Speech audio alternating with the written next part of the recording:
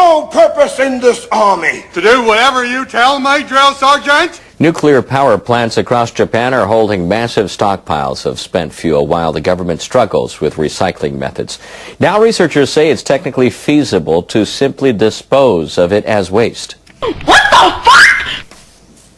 Engineers at the Japan Atomic Energy Agency analyzed the possible environmental impact of burning spent fuel. The engineers made projections for fuel stored 1,000 meters below the surface. They say that over a time frame of 1 million years, radiation at ground level would be highest after 3,000 years, then subside. What the fuck? But they say even the peak would be considerably low. What the fuck? Government officials have planned two different recycling methods. The first is to extract plutonium from spent nuclear fuel, mix it with uranium, and produce MOX fuel. We felt that putting our users in mortal danger for a quick buck was the right move. That byproduct could then be used for nuclear power generation. But a plant set up in northern Japan to reprocess spent fuel has yet to start full-fledged operations. The second method is to extract plutonium and use it in a fast breeder reactor. What the fuck? But a prototype facility built in central Japan is idle. It has faced technical problems and missed inspections. Nuclear facilities across the country have stored a combined 17,000 tons of spent fuel. The new method outlined in the report is the first from scientists involving treating spent fuel as a waste, not a resource. My mom always said life was like a box of chocolates. You never know what you're going to get. Nuclear authorities are dealing with safety problems at another offline plant. The Monju fast breeder reactor is just 3 kilometers down the road from Tsuruga. Officials say the operator has failed to carry out safety checks. As a result, they are demanding that plans to restart the reactor be put on hold. Government officials inspected the Monju reactor last year. They found more than 9,800 missed checkups on equipment. The plant operator, Japan Atomic Energy Agency, later filed a report promising to improve safety procedures. But officials say the operator has yet to improve the situation. Meeting on Wednesday, the nuclear watchdog issued a harsh reprimand. The real problem is that organizations like the Atomic Energy Agency still exist and are allowed to exist.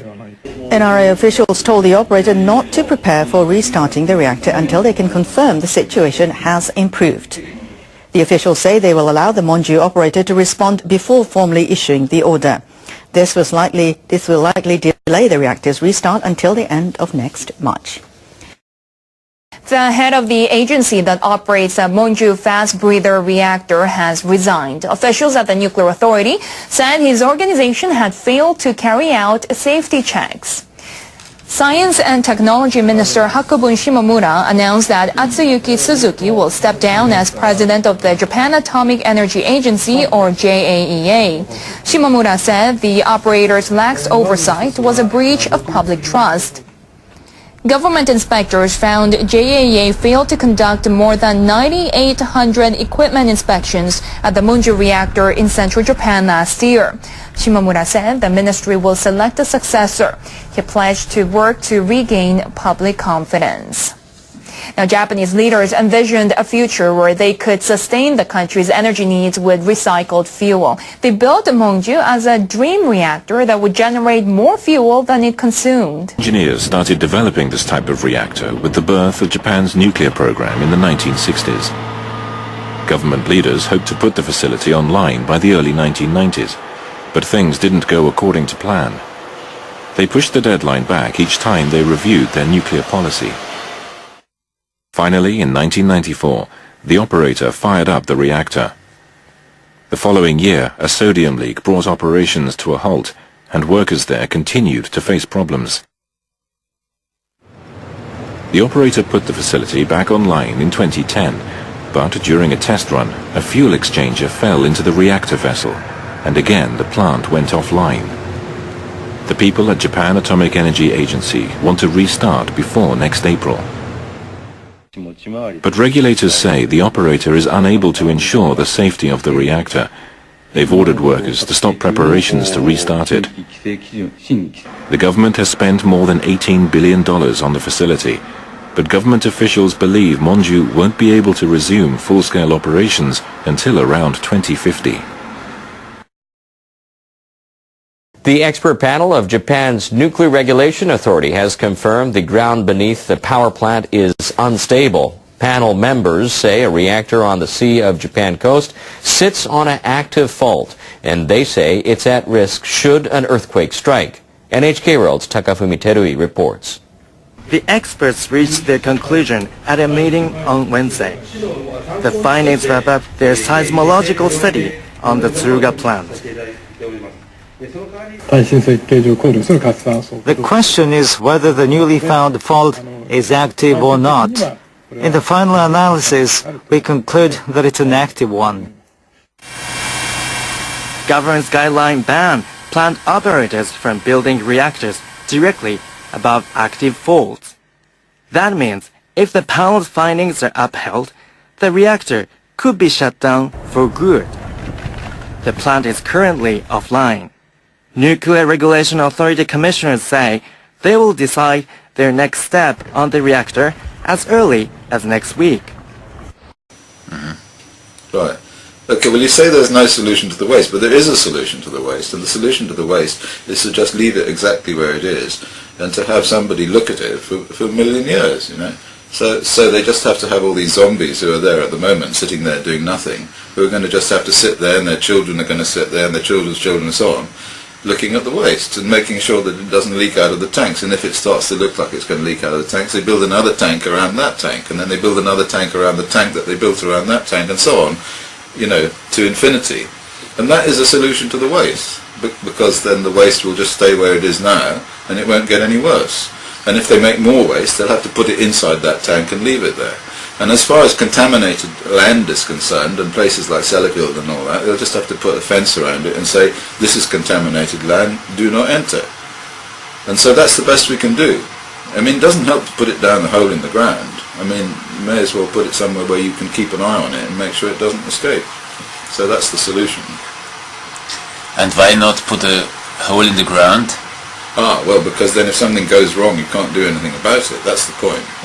And what could go wrong there? Oh, God, well, loads of things could go wrong. I mean, the main thing that would go wrong is that it's a hole in the ground is not a secured depository, you know? I mean, you put it into a hole in the ground, and then there's a crack in the hole in the ground, or maybe there's an earthquake, or maybe there's a fault that you didn't know about, or maybe there's some water movement that changes over a period of time. And we're talking geological timescale, so, you know, just about everywhere where they've suggested putting it in a hole in the ground has had a geological fault occurring, you know, in the last 1,000 years. Never mind about, you know, the next million years or whatever it is it has for the half-life of these uraniums and plutoniums. So you can't actually guarantee that if you put it in a hole in the ground, something won't go wrong. And you can't pull it out of the hole in the ground. That's the point. I mean, the Forsmark idea is not one in which they put it down in the hole in the ground and then they can take it out if something goes wrong. They can't. They just pop it down and pop the next one down and pop the next one down and so on and send it all down there, and then they seal it all up. But if something goes wrong, then they can't do anything. Whereas if it's where it is at the moment, at Sellafield or wherever it is, above ground or in some kind of big hangar or big kind of area where they kind of look at it, then they can look at it. And if something goes wrong, they've got all their detectors and their Geiger counters and whatnot, then they can just repackage it and put something around it. But they have to sit there. Yeah, they have to sit there forever. Absolutely. Yeah, sure. Well, it serves them right, isn't it? Shouldn't have made it in the first place. And I've no doubt they'll pay them a lot of money for sitting there. So yeah, they can sit there. I mean, maybe they should have special uniforms, like, you know, guard of the nuclear waste, and they could have like special kind of green uniforms with special badges, like Superman or something, you know. That make them feel good.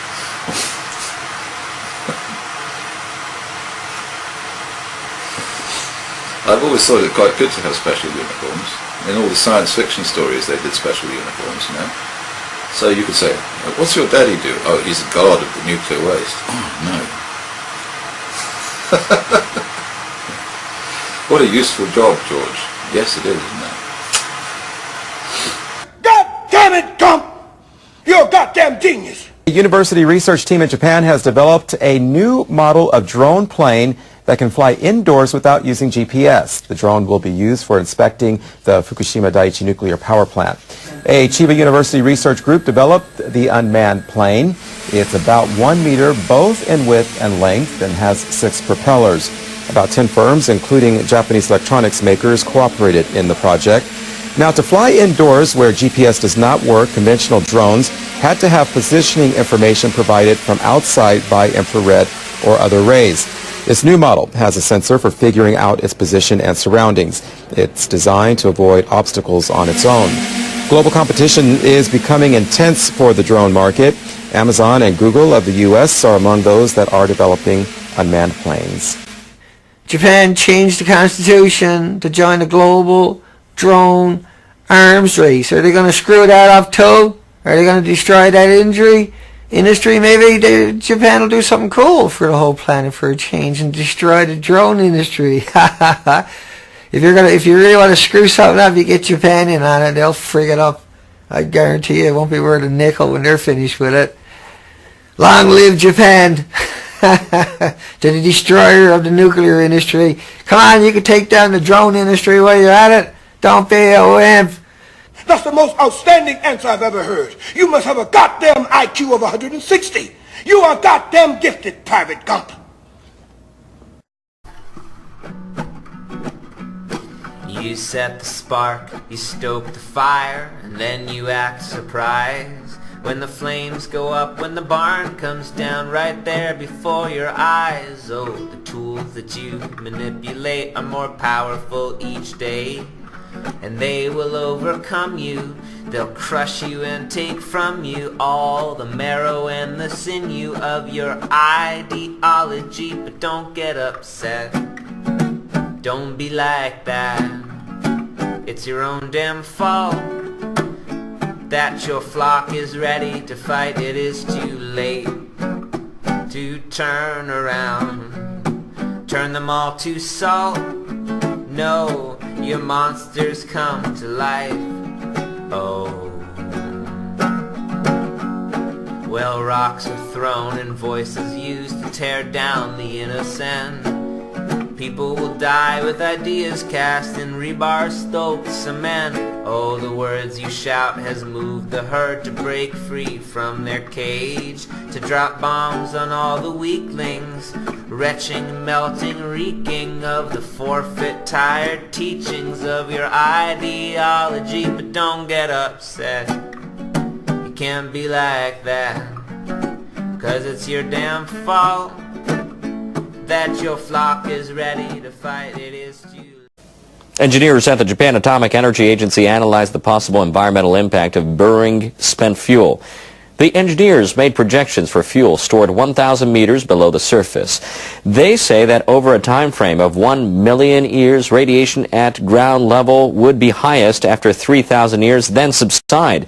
What the fuck? But they say even the peak would be considerably low. What the fuck? Government officials have planned 2 different recycling methods. The first is to extract plutonium from spent nuclear fuel, mix it with uranium, and produce MOX fuel. We felt that putting our users in mortal danger for a quick buck was the right move.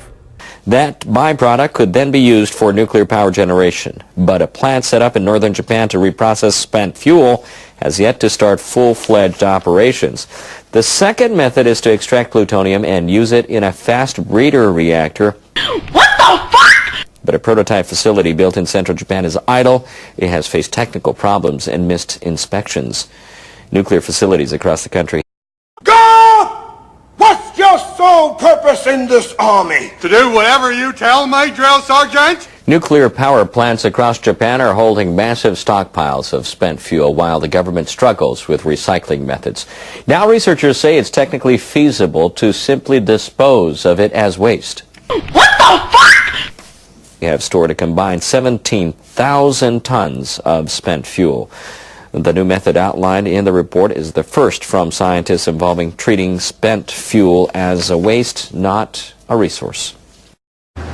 My mom always said life was like a box of chocolates. You never know what you're going to get.